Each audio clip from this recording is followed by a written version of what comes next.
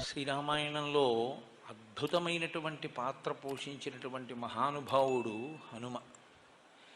గోష్పదీకృతమారాసిం వశకీకృత రాక్షసం రామాయణ మహామాలా రత్నం వందే అనిలాత్మజం అని ఆయన గురించి స్తోత్రం చేస్తే ఇదే స్తోత్రం చేస్తాం.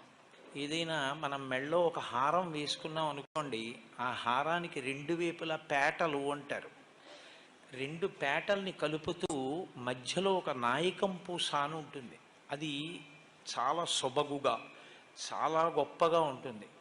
సీతమ్మ రాముడు అనబడేటటువంటి హారంలోని అటు ఇటు ఉన్న పేటల్ని కలిపేటటువంటి ఆ నాయకం పూస, ఆ మణి హనుమ. ఆయన శ్రీరామాయణానికి అంతటికీ కూడా గొప్ప తేజస్సుని, రామాయణానికి అంతటికీ కూడా అంతటి ప్రకాశాన్ని తీసుకొచ్చినటువంటి మహాపురుషుడు.